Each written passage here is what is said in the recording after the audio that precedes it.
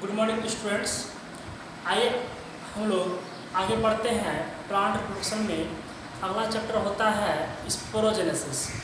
यहाँ पर स्पोर का तात्पर्य बीजाणुओं से होता है या फिर कह सकते हैं गैमिट से होता है। स्पोर का सीधा अर्थ ये होता है कि छोटा सा एक लघु रूप दाना, ठीक है। यानी स्पोर बनने की प्रक्रिया स्पोरोजेनेसिस कहलाती है। यहाँ जेनेसिस वर्ड का अर्थ होता है निर्माण होना। इसे हम लोग बीजाणु जनन भी कहते हैं, यानी बीजाणुओं का निर्माण होना बीजाणु जनन कहलाती है, या फिर स्पोर बनने की प्रक्रिया स्पोरोजेनेसिस कहलाती है। यहाँ पर दो प्रकार के स्पोर होंगे, एक मेल स्पोर यानी नर बीजाणु तथा दूसरा फीमेल स्पोर यानी मादा बीजाणु। मेल स्पोर को हम लोग परागकण कहते हैं। परागकण आप लोग देखे ही होंगे। इसे माइक्रोस्पोर भी कहते हैं, इसलिए कहते हैं क्योंकि वह सूक्ष्म होता है, उसका लघु रूप होता है, ठीक है। और फीमेल स्पोर यानी मादा बीजाणु वह आकार में थोड़ा बड़ा होता है, इसलिए उसे हम लोग मेगा स्पोर भी कहते हैं, यानी गुरु बीजाणु भी कहते हैं। यहाँ देखिए फिगर में स्पोर दो प्रकार के होते हैं, मेल स्पोर और फीमेल स्पोर। मेल स्पोर को पोलन ग्रहण कहते हैं यानी परागकण। फीमेल स्पोर को एक कहते हैं यानी अंडा, ठीक है। पोलन ग्रहण को माइक्रोस्पोर कहते हैं, इसको हिंदी में कहते हैं लघु बीजाणु। और एक को क्या कहते हैं मेगा स्पोर यानी गुरु बीजाणु। माइक्रोस्पोर यानी परागकण का निर्माण परागकोश के अंदर में होता है, यानी एंथर में होता है, ठीक है। इसमें होता है एंथर में होता है। ये पुंकेसर का चित्र है, ठीक है, फिलामेंट है। चलिए पूरा चित्र क्या है, एक स्टामेन यानी पुंकेसर का चित्र है।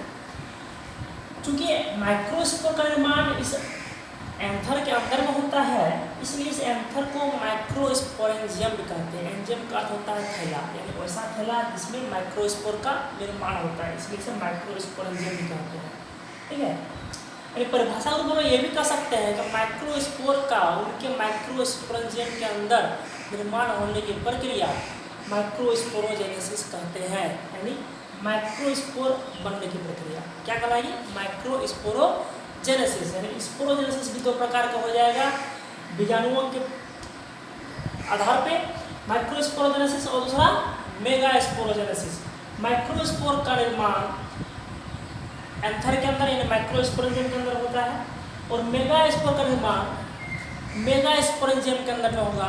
मेगा स्पोरेंजियम कौन सा हुआ, ओव्यूल हुआ, बीजाणु, ठीक है। इसका निर्माण की प्रक्रिया हम आगे बतलाएंगे। तो मेगा स्पोर का स्ट्रक्चर इस तरह होता है, इसे एक कहते हैं, बीज में होता है। ये पूरा स्ट्रक्चर फीमेल गेमेटोफाइट या एम्ब्रियोसाइट कहलाती है, ठीक है। बीजाणु का ये अगला रूप है। तो माइक्रोस्पोर का निर्माण एंथर के अंदर होता है, मेगास्पोर का निर्माण बीजाणु के अंदर होता है, यानी मेगास्पोरेंजियम के अंदर में होता है।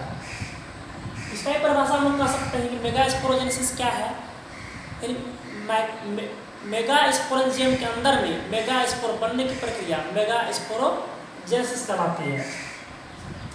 आइए देखते हैं हम लोग पुंकेसर का स्ट्रक्चर। किसी भी पुंकेसर को, ठीक है, यानी एंड्रोसेन को या फिर स्टामेन को अगर हम देखते हैं तो ऐसा दिखता है। इसमें फिलामेंट रहता है और ये एंथर है ऊपर में। तो जहाँ पर फिलामेंट एंथर से कनेक्टेड रहता है यह भाग कनेक्टिव कहलाती है, योजी। एंथर को हम लोग बाहर से अगर देखते हैं इस तरह से, ठीक है, तो ये दो लोब वाले दिखाई देते हैं, इसमें दो लोब होते हैं, ठीक है। इसी लोब का जब हम टीएस काट देते हैं इस तरह ट्रांसवर्स सेक्शन अनुप्रस्थ काट, तो हमें चार चैम्बर दिखाई देते हैं। कितने चैम्बर दिखाई देते हैं, चार चैम्बर दिखाई देते हैं। और इन्हीं चैम्बर में माइक्रोस्पोर का निर्माण होता है। ये जो बनाए हैं, ये इतना बड़ा नहीं होता, बहुत सूक्ष्म होता है, पाउडर जैसा होता है।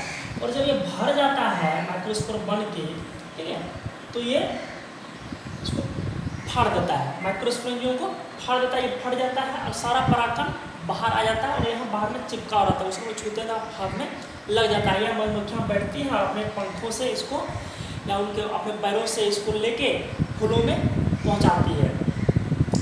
और ये जो माइक्रोस्पोर होगा ये हमेशा टेट्राड के रूप में रहते हैं, 4 माइक्रोस्पोर एक साथ जुटे हुए होते हैं, टेट्राड स्ट्रक्चर में रहते हैं। तो ये था संक्षिप्त परिचय स्पोरोजेनेसिस का।